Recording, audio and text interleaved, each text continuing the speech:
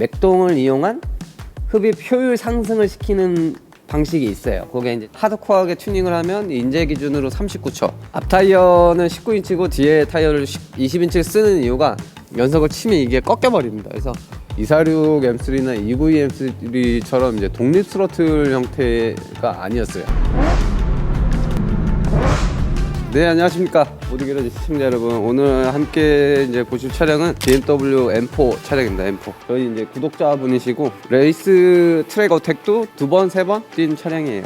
그리고 PPF 전체 PPF 이제 은색 GT 실버 이제 포르쉐 걸로 올라가 있는 차량입니다. 그리고 M4는 간단히 설명드리면 이제 1세대가 있었고 1세대는 이제 저희가 아는 F바디, 그러니까 1세대 대비해서 2세대 이제 G바디로 넘어오면서 굉장히 무거워졌는데 이제 운동 성능이나 실제로 서킷에서 타임 어택을 했을 때는 이 녀석이 더 빠른 랩 타임을 지금 보여주고 있습니다. 이 모델의 특징은 사륜 구동 옵션을 넣을 수 있다는 거. 그래서 X드라이브 스포츠 M 사륜 구동을 탑재가 되어 있어요. BMW 본사에서 밝히는 거는 후륜 구동 지원도 가능하다. 그래서 이제 앞쪽 사륜 구동을 배제하고 전통적인 M 후륜 구동으로도 주행을 할 수 있는 그런 옵션이 채택되어져 있습니다. 그래서 엔진룸 열어보고 같이 어떤 부분들이 바뀌어져 있는지 확인해 보도록 하겠습니다. 실내는 이제 이거 M4 컴페티션입니다. 풀카본 버켓 시트에 이제 여기 4점식 벨트를 묶을 수 있게 홈이 있고, 그리고 특이하게도 풀 버켓 시트 같은데 전동식입니다.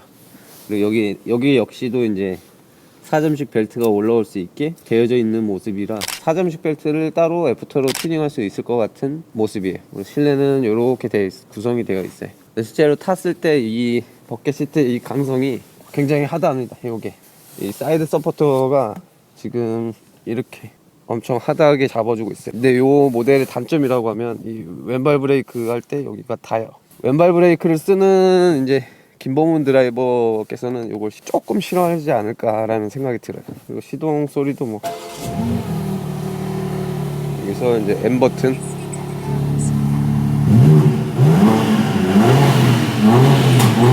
조금 좁은 주차장에서는 타고 내리는 게 조금 불편할 것 같습니다. 본넷 열면 이제 그 F바디 때 있던 이제 카본 스트럿바가 이제 스틸로 바뀌어져 있는 모습. 이건 저희 채널 보셨던 분들은 아시겠지만 G바디 M2도 똑같이 요 스틸로 바뀌어져 있어요. 원래 보행자의 안전 때문에 이런 철제 스트럿이 없어졌던 시기가 있는데 요즘은 이제 다시 되살아나고 있습니다. 이 녀석은 트윈 터보라서 이제 흡기 파이프가 인넷이 2개, 510마력인데 지금 과급 튜닝을 해서 해외 포럼에서는 이제 1000마력까지 넘기고 있는 엔진이에요. 엔진은 이제 B58의 개선형 S58 엔진이 탑재되어 있고, 블록 강성을 높이기 위해서 클로즈 덱이 들어가 있어요. 근데 그건 B58도 클로즈 덱이고 S58도 클로즈 덱인데, 클로즈 덱 엔진 같은 경우는 그 높은 부스트 압력을 사용할 수가 있어요. 그러니까 실린더의 강성 자체가 높다 보니까 이 높은 부스트 압력을 대응하기 용이한 게 이제 클로즈 덱 엔진이라고 생각하시면 될 것 같아요. 그리고 굉장히 큰 면적의 이제 흡기 필터를 사용하고 있어요. 그리고 이 차량은 이제 서스펜션을 튜닝을 하셔가지고 따로 전자식 감쇄력 댐퍼를 조절할 수 있는 기능은 없습니다. 지금 이 차량은 KW V3 서스펜션으로 교환이 되어 있어요. 그래서 이 전자식 감쇄력 조절하는 게 없어요. 그래서 여기 체크 컨트롤이 들어오는 걸 막기 위해서 쇼바 캔슬러를 장착했습니다. 이 캔슬러의 원리는 그냥 저항이에요. 저항. 서스펜션을 제어하기 위해서 이제 전류를 보내는 거를 저항을 달아서 차가 마치 제어를 하고 있는 것 인식할 수 있게 저항 장치를 달아 놓으면 서스펜션 튜닝을 했을 때 서스펜션 이상 경고등이 점등되지 않습니다. 한 15에서 20도 정도 엔진이 누워 있어요. 누워 있고, 이 서지 탱크가 지금 총 3번의 개량이 됐는데, 첫 번째는 이제 순행식 탑 마운트 F바디 탑 위쪽에 장착됐고, 두 번째는 이제 가로 배치 이 서지 탱크 내장형 순행식 인터쿨러, 그리고 세 번째가 이제 요 세로 형태의 순행식 인터쿨러로 바뀌었어요. 그래서 첫 번째에서 문제가 없었는데 두 번째 개선됐을 때 이 서지 탱크 상단에 이제 순행식 인터쿨러를 장착했을 때 이제 각 기통별 흡기 맥동이라는 게 생겨요. 공기가 아주 빨리 들어가고 있을 때 흡입 공기가 닫히면은 관성에서 흐르던 공기가 다시 뒤로 되돌아오는 현상이 생겨요. 흡기의 맥동을 이용해서 백프레셔 되는 그 맥동을 이용해서 다른 기통에다가 전달할 수 있는 이제 맥동을 이용한 흡입 효율 상승을 시키는 방식이 있어요. 그게 이제 저RPM 때 특히나 많이 사용하는 방법인데, 그게 여기 서지 탱크 상단에 있을 때는 그 흡기 맥동을 잡기가 굉장히 어려워서 저RPM 때 토크도 약간 죽고 연비도 안 좋고 저RPM 때 이제 진동이 약간 있는 형태예요. 근데 이 BMW 6기통 실키6 엔진의 명성에 걸맞진 않는 행동이라 그걸 개선하기 위해서 세로 배치로 바꾼 게 아닌가라는 생각을 저는 하고 있습니다. 그래서 이 서지의 챔버 공간을 어느 정도 확보하고 길이도 길게 하려는 개선이 된 것 같다라고 생각됩니다. 여기 알터네이터에 보면은 이제 커다란 이 스프링 댐퍼 장치가 달려 있어요. 근데 이 댐퍼 플리가 달려 있는 이유는 이제 이 녀석이 회생 제동을 한다는 거예요. 그러니까 배터리를 완충을 시켜놓지 않고 80%, 70%만 사용을 하고 있다가 이제 저희가 제동을 할 때 브레이크를 가져가거나 가속 페달을 떼는 상황에서는 요 알터네이터에 부하를 줘서 더 큰 충전을 하는 시스템이에요. 그래서 가감속 때 이 녀석이 많은 서포팅을 한다. 댐퍼 형태가 있는 이 알터네이터가 장착되어 있는 차량이면 회생제동 기능을 사용하고 있다라고 생각하시면 이해가 편하실 것 같습니다. 그리고 뭐 엔진룸에서 특별히 이색적인 건 없고, 이 S58 엔진에 대해서 또 한번 설명드리면은, 이제 처음 나왔을 때가 이제 40i 엔진을 대체하기 위해서 개발됐던 엔진이고, 처음에 장착된 차량이 지금 기억은 안 나는데, 두 번째 장착됐던 게 이제 수프라입니다. 수프라. 토요타 수프라가 B58 엔진을 공유하기 시작했고, 재미있는 엔진이에요. BMW에서 개발된 엔진이지만 토요타 수프라에 올라가면서, 토요타 수프라에서 이제 엔진 쪽 개선, 소프트웨어 개선이랑 서스펜션 개발에 조금 참여를 해서 19년, 20년 수프라보다 그 이후에 나온 수프라가 이제 서스펜션 움직임이 더 좋고 엔진 헤드가 개선됐어요. 개선됐다는 게 매니폴더가 생겼습니다. 매니폴더가 생기면서 더 높은 레스폰스랑 출력을 보여줄 수 있게 업그레이드가 됐어요. 그래서 수프라도 버전별로 출력이랑 토크가 차이가 많이 납니다. 그래서 후기형 수프라를 사시는 거를 추천드려요. 그리고 요 S58 엔진을 탑재한 게 이제 이 G바디 M4, M3 그리고 M2 요렇게가 이제 제가 아는 차량 중에 내에서는 그렇게 사용되고 있어요. 자, 하체로 내려가기 전에 이제 요 휠하고 휠 스펙이 많이 바뀐 거를 설명드리려고 이제 찍게 됐습니다. 원래는 F바디는 앞에 타이어가 245였는데 지금 신형 G바디는 275 3510 앞쪽 타이어를 275를 쓰게 되면서 그러니까 타이어 폭이랑 휠의 스펙을 늘려서 이 언더스테어가 많이 개선됐다라고 해요. 그래서 지금 G바디 M4 4륜 같은 경우는 하드코어하게 튜닝을 하면 인제 기준으로 39초, 그리고 영암에서는 19초 대까지 들어오는 분이 계세요. 그렇게 기록을 찍었습니다. 그래서 잠재력이 굉장히 높은 녀석이라고 뭐 설명드릴 수 있을 것 같아요. 프론트 브레이크는 이제 모노블록 6P를 사용하고 있습니다. 285 30 20 앞에는 275 35 19 19인치 20인치 세팅을 이렇게 해놨는데, 이게 많은 분들이 의문을 많이 가져가시는 게, 이제 앞 타이어는 19인치고 뒤에 타이어를 20인치를 쓰는 이유가, 제 개인적인 생각에는 컨택 패치가 더 넓어집니다. 뒤쪽이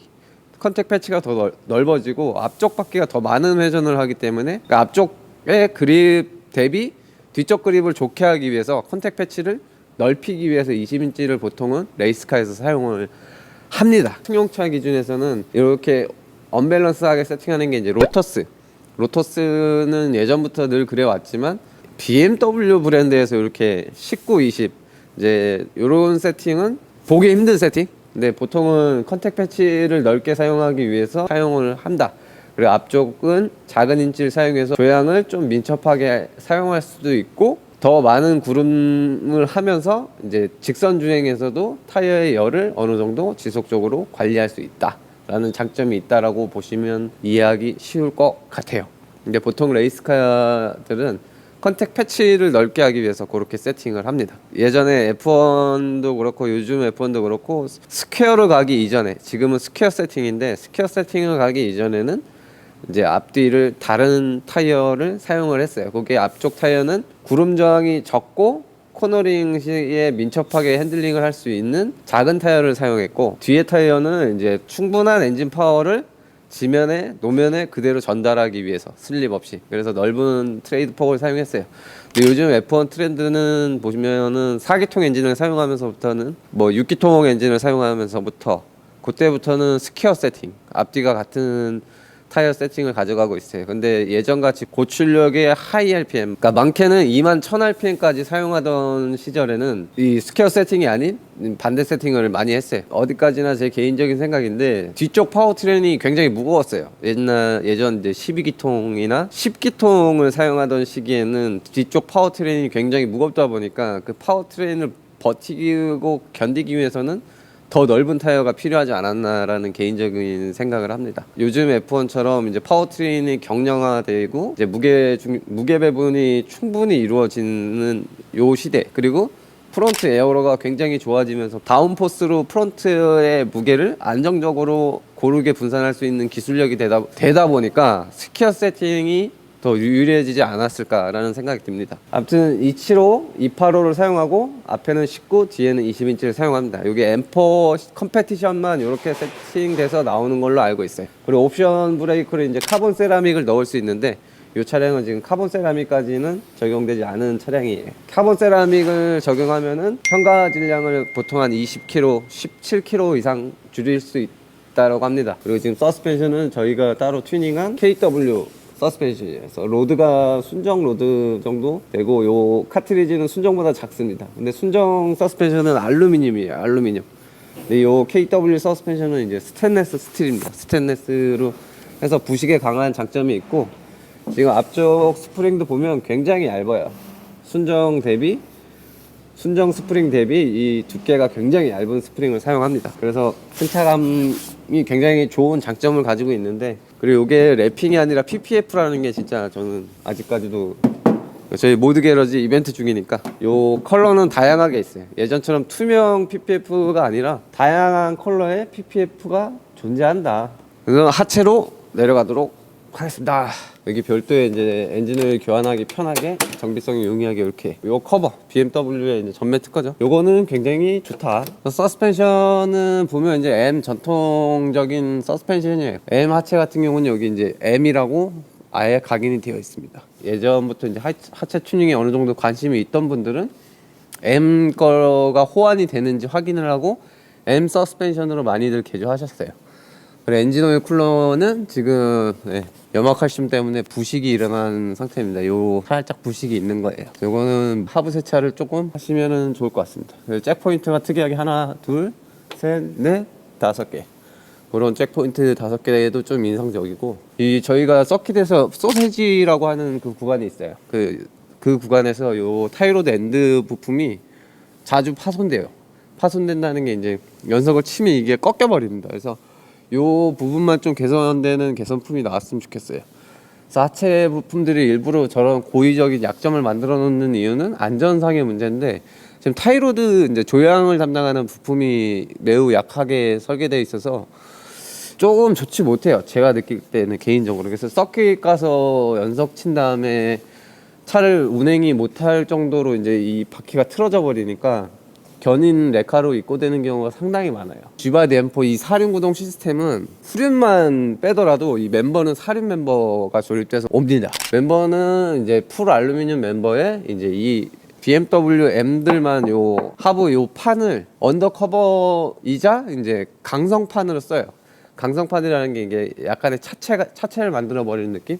그래서 상당히 두꺼운 알루미늄 판으로 이 언더커버를 제작해서 아주 강한 이제 볼트로 볼팅해 버리는 거. 그래서 프론트 이제 강성 확보를 하려고 M 엔진들만 특히나 이렇게 강판을 대서 강성을 확보하는 그런 장점이 있어요. 그리고 고속도로 낙하물을 쳤을 때도 얘가 굉장히 많은 보호를 해줍니다. 근데 이 앞에 엔진오일 쿨러 같은 경우는 바로 파손이 돼가지고 조금 그거만 주의하시면 될 것 같아요. 아무튼 이제 다시 오면 사륜구동 시스템을 사용하는 멤버라고 해서 이 후륜구동이나 멤버가 다르지 않다라는 것만 알고 계시면 될 것 같고, 쇼바, 슬리브 방식, 이게 두 개의 볼트로 고정되는 게 아니라 슬리브 방식들이 이제 쇼바를 끌어안는 형태로 되기 때문에 이 맥퍼슨을 사용하는 이 M에서는 요게 더 조금 더 강성, 확보에 유리하다. 그리고 여기 M 하체 너클 같은 경우는 굉장히 너클이 비대하고 큽니다. 비약적으로 너클을 크게 설계했고 요 피거 포인트라고 하는 요 포인트 자체가 많이 꺾여 있어요. 그래서 캐스트 각도 조금 더 많이 사용하는 게 M들의 좀 특징이에요. 그리고 텐션 노드를 사용하는 방식이라서 주행을 했을 때 주행 그 감성도 많이 유리해요. 많이. 그런 게 조금 이색적인 M의 하체. 그리고 KW V3 쇼크인 줄 알았는데 V3보다 상위 버전 쇼크이네요. 하이 스피드랑 로우 스피드를 조절할 수 있는 감쇄력 노브가 있어요. 여기 보면 하이 스피드, 그리고 여기가 로우 스피드. 리바운드는 위쪽에 있고, 3웨이 서스펜션에 대해서 간단히 설명드리면 하이 스피드 댐핑을 어떻게 할 거냐, 그러니까 소프트하게 풀면은 연석 같은 데 칠 때 쇼크이 팍 올라오는 장점은 있어요. 근데 고속 CK인 같은 경우에서 모션 모먼트가 2번, 3번 이렇게 들어가는 데서 하이 스피드를 풀어놓으면 차가 이제 롤이 생깁니다. 그래서 요거는 상황에 따라서 적절히 사용해야 돼요. 그 로우 스피드는 뭐냐? 쇼크이 느리게 움직이는 구간. CP를 찍으려고 들어갈 때 트레일 브레이킹을 하고 있는 상황이 이제 로우 스피드라고 보시면 돼요. 차가 느리게 눌리는 상황. 그때 감쇄력을 풀어줄 거냐, 세게 하드하게 잡아줄 거냐가 이제 로우 스피드. 그 다음에 리바운드 스피드는 위쪽에서 보통 조절해요. 근데 리바운드 스피드를 조절하는 경우는 보통 이제 드리프트가 된다던가 그런 상황에서는 리바운드를 조절해요. 그러니까 그 무슨 말이냐면 드리프트 쇼크들은 리바운드 스트로크가 굉장히 느려요. 그러니까 이 범프가 눌렸을 때 차가 이렇게 다시 일어나면 드리프트가 풀리는 경향이 있어서 드리프트 쇼크들은 리바운드가 느리게 세팅을 합니다.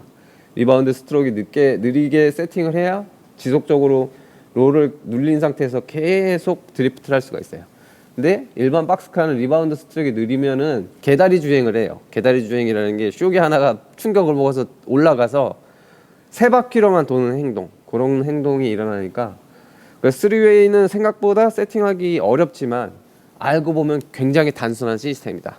근데 여기서 4웨이로 넘어가면은 이제 이 엔지니어랑 이제 테크니션들이, 메케닉들이 이제 멘탈이 터지죠.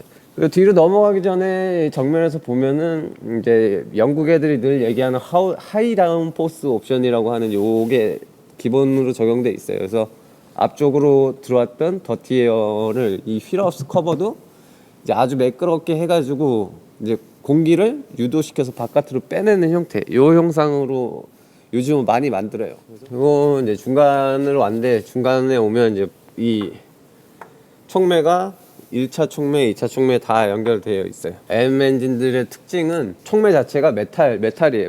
메탈이라는 게 이제 스포츠 촉매를 구매했을 때 이제 저희가 받는 촉매가 메탈 촉매인데, M 엔진들은 순정이 1차 촉매가 메탈 촉매가 들어갑니다. 그래서 팝앤뱅, 팝콘 사운드를 만들 때도 이제 전혀 촉매에 대한 데미지가 적어요. 그래서 장기적으로 사용할 수 있어요. 그래서 AMG 모델들도 1차 촉매는 다 메탈 촉매를 사용하고 있는 걸로 알고 있습니다. 중간에 오면 이제 ZF 8단으로 바뀌었죠. 원래 이제 7단 DCT 미션이었는데 ZF 8단 변속기로 바뀌었어요. 그래서 요거는 DCT에서 주었던 그 변속 충격까지는 아니더라도 변속감이 그렇게 나쁘진 않아요. 그래서 스포츠 차에 쓸 수 있냐라고 여쭤보면은 지금까지 나온 변속기 중에는 스포츠성에 걸맞는 자동 변속기라고는 저는 말씀드리고 싶어요. 그리고 좀 특이한 거는 보통은 ZF 8단 미션 같은 경우는 플라스틱 오일팬을 사용해요. 플라스틱 오일팬을 사용했을 때 장점은 이제 경제적인 거, 그리고 이제 소음을 잡는데 플라스틱 오일팬이 더 유리합니다.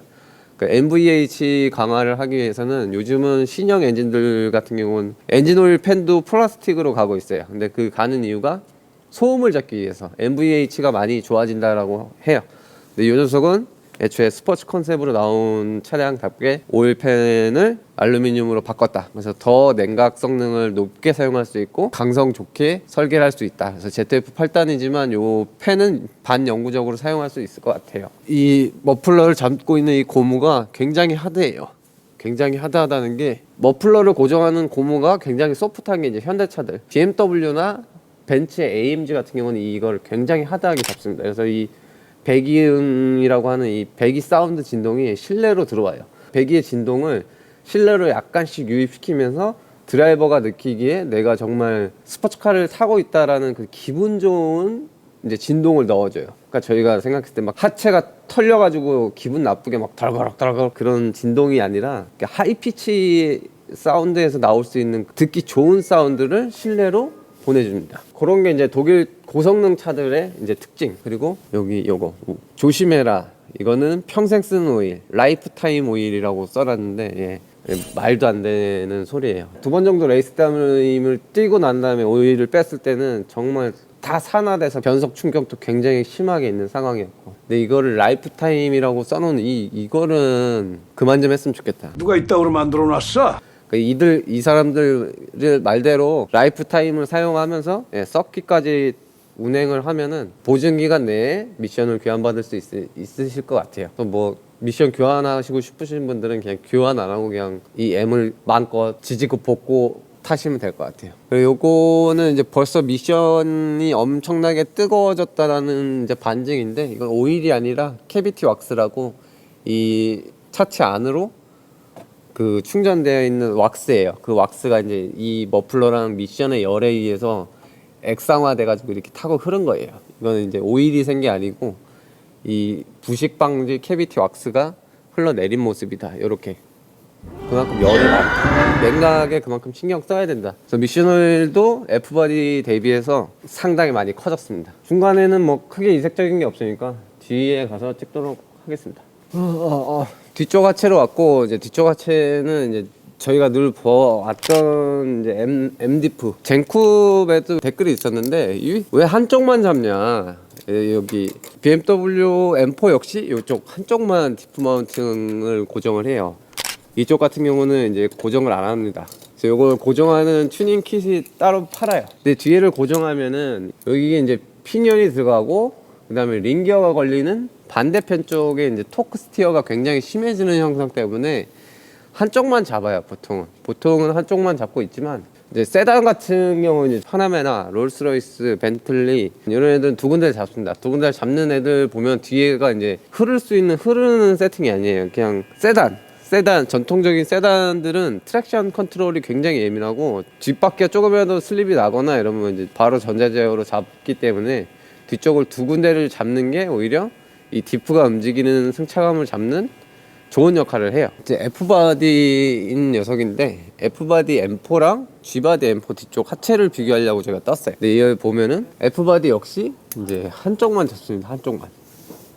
양쪽을 잡진 않아요. 롤케이지 형태의 이 리어 멤버는 이 F바디 때 제가 엄청 보면서 놀랬던 형태인데, 이 롤케이지 형태로 되어 있어요. 리어 멤버가. 그래서 이 원형 파이프로 제작하다 보니까 이 강성이 굉장히 뛰어난 장점을 가지고 있다. 근데 생산성이 굉장히 떨어지기 때문에, 그래서 메이커에서 잘 하지 않는 멤버예요. 그래서 제가 이 멤버를 보자마자 와, 진짜 M은 진짜 미친놈들이다라고 제가 늘 얘기를 했던 이유가 이 멤버를 보고 했던 얘기입니다. 근데 이 녀석의 멤버를 봤다가 G바디 멤버로 오면 예, 형상이 똑같죠. 지금 여기 요 삼각형 형태랑 요 로우암 이 멤버 형상이 완전 똑같아요. F바디 걸 그대로 갖다가 사용을 하는 거예요. 그리고 요 MDF도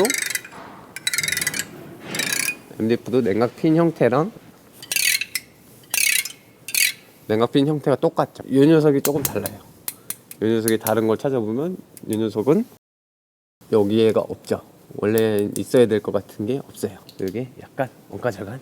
요 스테빌라이저 바 형태도 똑같고, 리어 이 서스펜션 지오메트리는 F바디랑 똑같은 형태입니다. F바디 때 충분히 좋은 트랙션을 보여줬기 때문에 여기에 이제 사륜 구동만 추가하는 방식으로 갔던 것 같아요. 그래서 멤버는 F바디랑 호환이 될 것 같고, 쪽에 너클이 개선된 것 같아요. 너클이 바뀌었고, 뒤에 너클에 M 로고가 사라졌어요. 그래서 여기 요거 M 똑같고 스텝이 똑같고 로우암 똑같고 너클이 다르네요. 너클이. 그리고 리바운드 스트로크를 확보하기 위해서 여기에 헬퍼 스프링이 들어가 있습니다. 헬퍼 스프링이 이렇게 들어가 있는데, 헬퍼 스프링이 하는 역할은 리바운드 스트로크를 확보하기 위해서 넣는 거예요. 그래서 이거를 자꾸 텐더 스프링이랑 제가 헷갈리는 이유가, 이 서스펜션을 제조하는 제조사조차도 이걸 자꾸 텐더 스프링이라고 부르는 거예요. 자꾸 텐더 이러니까 저도 모르게 이게 텐더 스프링이 됐어요. 근데 이게 해외 레이스나 해외 쪽에 나가서 일을 할 수도 있잖아요. 근데 나가서 이거를 텐더라고 그러면은 엄청 무시를 당합니다. 그러니까 뭐 제가 아는 거에 많이 없고 저도 틀린 내용이 많지만 최소한 서스펜션을 만드는 회사가 저보다 몰라서야 되겠습니까? 그러니까 비판하자는 게 아니라 똑바로 알고 가자.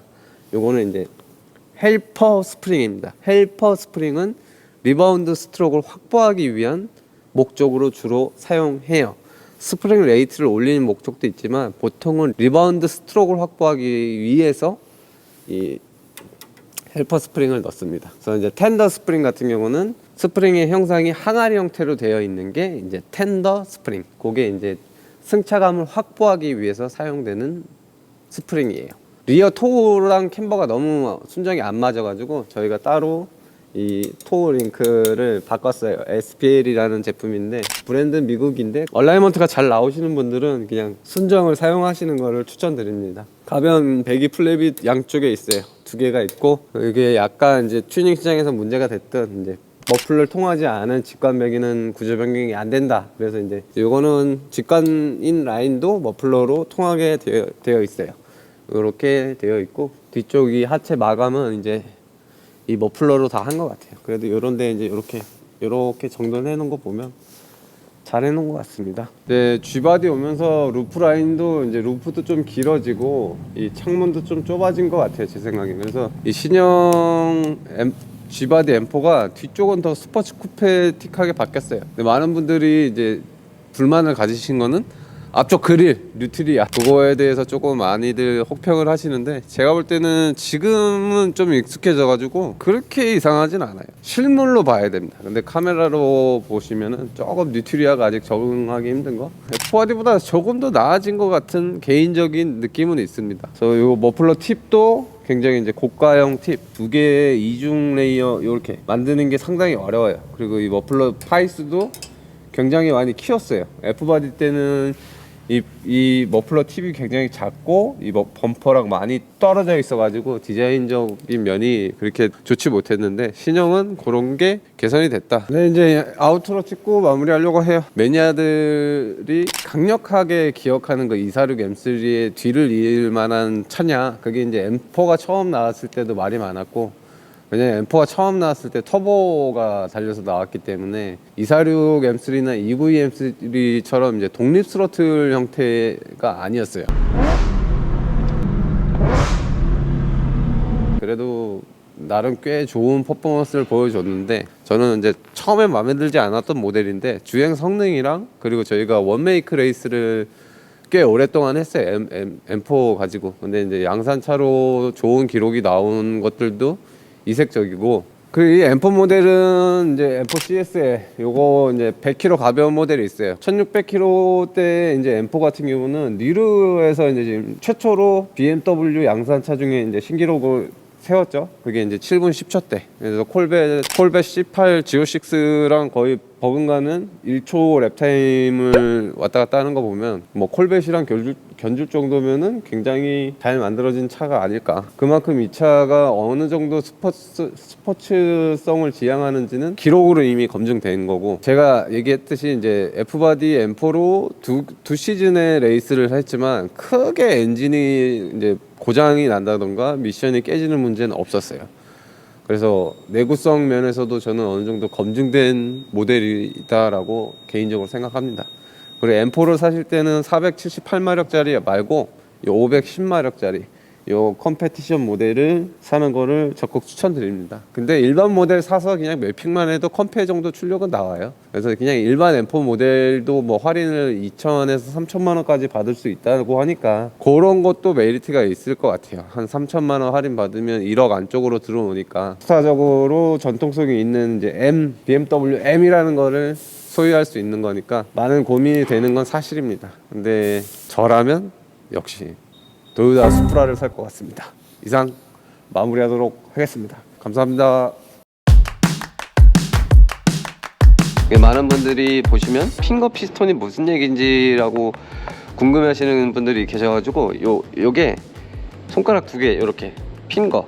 그래서 요 핑거가 하는 역할은 뒤에서 실린더가 전진을 하면은 요 핑거가 요 손가락 두 개가 이렇게 패드를 같이 잡아주는 역할을 해요. 차량들도 다 기본적으로 오일압이 안 나오면 시동을 꺼버립니다. 시동을 끄고 키 온 전력만 줘가지고 RMDPS는 작동하게, 조향이랑 이제 브레이크랑 이런 게 요즘은 다 전자식으로 바뀌고 있어요. 그래서 요즘은 엔진 시동이 꺼져도 하이드로백 장치가 다 이제 전기 모터를 사용하는 진공 펌프가 달려 있거나 아니면 아예 일체형으로 ABS 모듈이랑 하이드로백이 일체형 방식인 그 IHS라는 이제 통합형 일렉트로닉 브레이크 시스템을 사용하기 때문에 요즘은 엔진 시동이 꺼져도 조향, 브레이크 다 되는, 그래서 안전에는 조금 더 좋아진 방향으로 계속 개선되고 있어요. 전기차 브레이크 시스템이라고 생각하시면 좋을 것 같아요.